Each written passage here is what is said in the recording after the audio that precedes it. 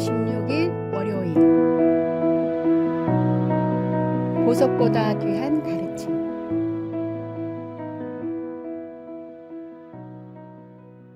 한 어머니가 어느 날 상점에서 새 옷을 구입했습니다. 집에 돌아와 다시 한번 입어보며 주머니에 손을 넣었는데 그 안에서 커다란 보석이 발견되었습니다. 순간 어머니는 마음이 흔들렸습니다. 내가 산 옷에 있으니 내 것이 아닐까 하는 생각과 아니야, 보석이 엄청 비싸 보이는데 잃어버린 사람이 지금쯤 애타게 찾고 있을 거야 라는 양심의 소리가 충돌했습니다. 혼자서는 올바른 결정을 내리기 어려워 마을의 현명한 노인을 찾아가 조언을 구했습니다. 노인은 단호하게 말했습니다. 당신이 산 것은 외투이지 보석이 아닙니다. 당장 돌려주는 것이 마땅합니다. 그러나 만약 보석을 돌려주러 갈 때 당신의 자녀를 데리고 간다면 당장은 아쉬울지 몰라도 보석보다 몇 배나 더 귀중한 것을 자녀에게 물려주게 될 것입니다. 부모가 자녀에게 해줄 수 있는 가장 소중한 선물은 비싼 물건이나 좋은 학원이 아닙니다. 그것은 바로 올바른 가치관과 신앙입니다. 우리가 보여주는 작은 행동 하나하나가 자녀들의 인생을 형성하는 틀이 됩니다. 특히 정직함은 신앙생활의 기본이자 시작입니다. 아무리 작은 것이라도 정직하게 행동하는 모습을 보여줄 때 우리 자녀들도 그 가치를 배우게 됩니다. 오늘의 말씀. 계명을 지키는 자는 자기의 영혼을 지키거니와 자기의 행실을 삼가지 아니하는 자는 죽으리라. 오늘의 만나. 참된 신앙교육은 말이 아닌 삶으로 이루어집니다.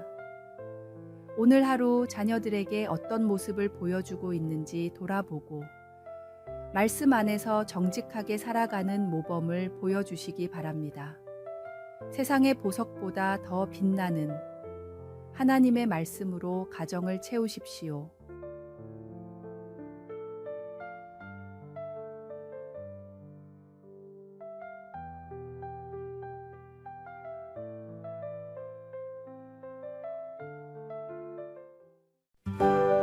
(6월 17일) 화요일 칭찬의 10가지 능력. 세계적 청소년 선교기관인 어와나 클럽이 뉴스레터에 게재한 칭찬의 10가지 능력을 살펴보겠습니다. 첫째, 칭찬은 행복을 10배로 키워주는 놀라운 약입니다. 둘째, 모든 상처를 낫게 해주는 만병통치 약입니다. 셋째, 보이지 않아도 영혼에까지 스며듭니다. 넷째, 보낸 대로 돌아오는 메아리입니다. 다섯째, 굳은 얼굴에 웃음을 꽃피우는 마술사입니다. 여섯째, 칭찬은 기쁨의 갈증을 해소시켜주는 생수입니다. 일곱째, 무료로 기쁨을 전해주는 전단지입니다. 여덟째, 무한한 가능성을 품고 있는 씨앗입니다. 아홉째, 몸과 마음에 활력을 주는 비타민입니다. 열째, 역사를 새로 쓰게 만드는 대통령입니다. 이런 놀라운 칭찬의 능력에 비해 칭찬을 하는 데 드는 노력은 너무나 작습니다. 그럼에도 우리는 종종 그 작은 노력조차 아끼며 칭찬에 인색하고 오히려 칭찬을 받기만 바랍니다. 성경은 듣기는 속히 하고 말하기는 더디 하라고 가르칩니다. 이는 다른 사람의 이야기를 경청하고 필요할 때 적절한 칭찬과 격려의 말을 하라는 뜻이기도 합니다. 오늘부터 만나는 사람들의 장점을 찾아 먼저 칭찬해 보십시오. 작은 칭찬 하나가 누군가에게는 큰 힘이 되고 그것이 당신에게도 좋은 평판으로 돌아올 것입니다. 오늘의 말씀. 내 사랑하는 형제들아, 너희가 알지니 사람마다 듣기는 속히 하고 말하기는 더디하며 성내기도 더디하라. 오늘의 만나. 오늘 하루 만나는 사람마다 진심 어린 칭찬 한마디를 건네보세요. 칭찬은 타인뿐 아니라 자신에게도 큰 기쁨을 가져다 줍니다. 하나님께서 우리를 인정하고 칭찬하시듯 우리도 서로를 북돋우며 격려합시다.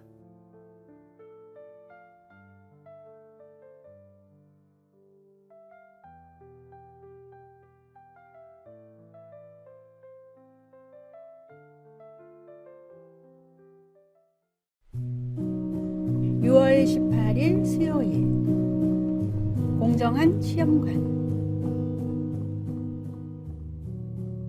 세종대왕 시절 정갑손이라는 사람이 함경도의 관찰사로 파견되었습니다. 그는 백성들을 잘 다스릴 수 있는 뛰어난 관리를 뽑기 위해 시험을 치렀습니다. 그런데 합격자 명단을 보고는 시험을 관리하던 책임자들을 모두 불러 엄하게 꾸짖었습니다. 여기 어째서 내 아들의 이름이 있는가? 내 아들이 평소 공부를 잘하지 못했다는 것은 누구보다 내가 잘 아는데 그대들이 나를 속일 수 있는가? 나의 비위를 맞추려고 이랬다면 부정을 저지른 것이니 잘못이고 내 아들의 실력을 좋게 보았다면 사람을 보는 눈이 없으니 그 또한 잘못이네. 한 번 더 기회를 줄 테니 정말 제대로 된 사람을 뽑아오게. 이 일로 정갑손은 모든 일에 청렴하고 공정한 관리로 소문이 나 나중에 예조판서와 대사헌같이 높은 벼슬에까지 올라 세종대왕의 일을 보필했습니다.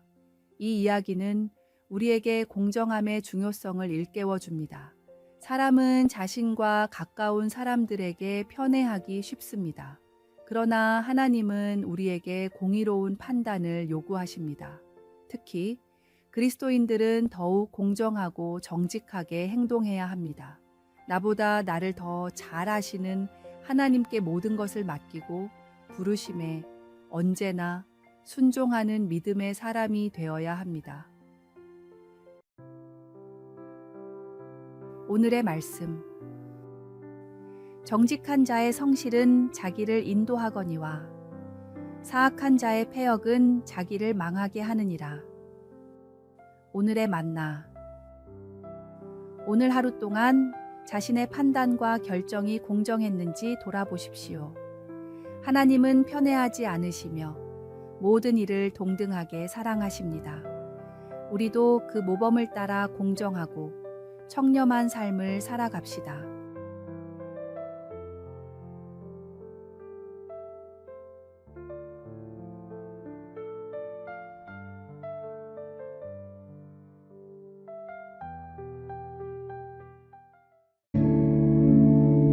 (6월 19일) 목요일 만리장성의 만남.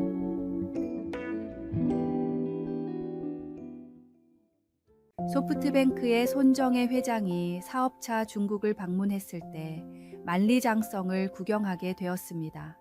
함께 동행했던 미국의 야후 창업자인 제리 양이 어딘가 연락을 하더니 한 젊은이를 데려왔습니다.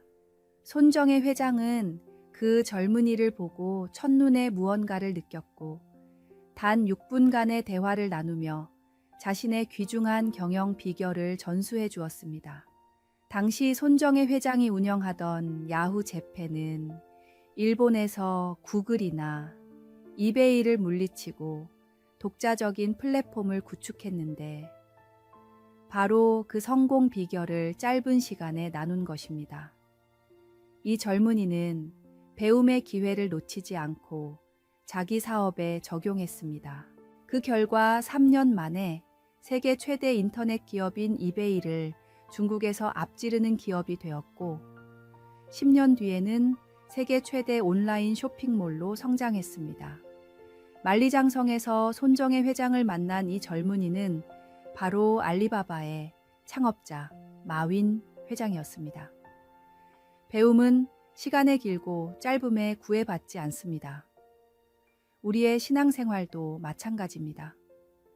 하루에 10여 분 정도 갖는 경건의 시간, 일주일에 2시간씩 드리는 주일 예배는 결코 변화에 부족한 시간이 아닙니다. 함께하는 시간을 소중히 여기고 최선을 다해 집중한다면 우리의 삶도 놀라운 변화를 경험할 수 있을 것입니다. 오늘의 말씀.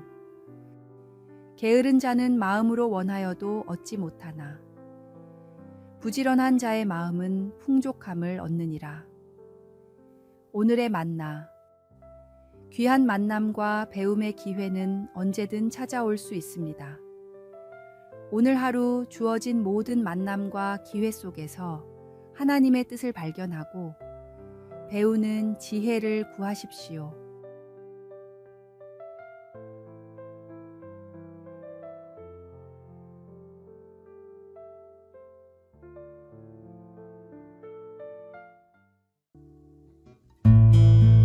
(6월 20일) 금요일 105세까지의 계획. 호서대를 설립한 강석규 박사가 95세가 되었을 때 외국어를 배우기 위해 학원을 찾았습니다. 주위 사람들은 그 나이에 외국어를 배워서 어디에 쓰려고 하느냐며 자주 물었습니다. 그럴 때마다 박사님은 이렇게 대답했습니다. 나는 젊었을 때 정말 열심히 일해서 실력도 인정받고 존경도 받으며 살았습니다. 65세에 은퇴할 때도 내 모습이 그렇게 자랑스러울 수 없었습니다. 이 정도 했으면 됐다. 앞으로는 편히 죽음을 준비하자라는 생각으로 살고 있었는데 그로부터 30년이 넘게 흘렀습니다. 덤으로 여겼던 인생이 무려 3분의 1이나 되었지요. 아무 의미 없는 시간을 30년이나 보낸 셈입니다. 나는 지금도 정신이 맑습니다. 내가 은퇴할 때 이 나이까지 살 줄 알았다면 절대로 이렇게 살지 않았을 것입니다. 내가 지금 어학 공부를 하려는 이유는 단 하나입니다.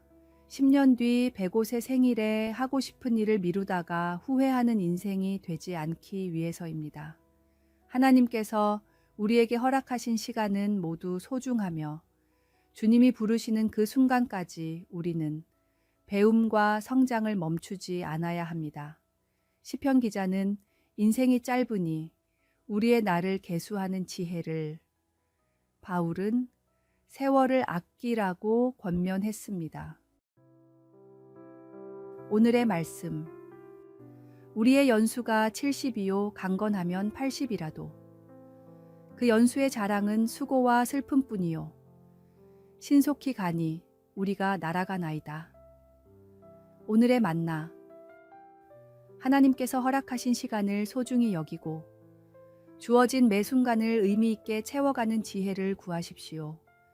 주님이 부르시는 그날까지 전력을 다해 사명을 감당하는 참된 제자의 모습을 간직하시기 바랍니다.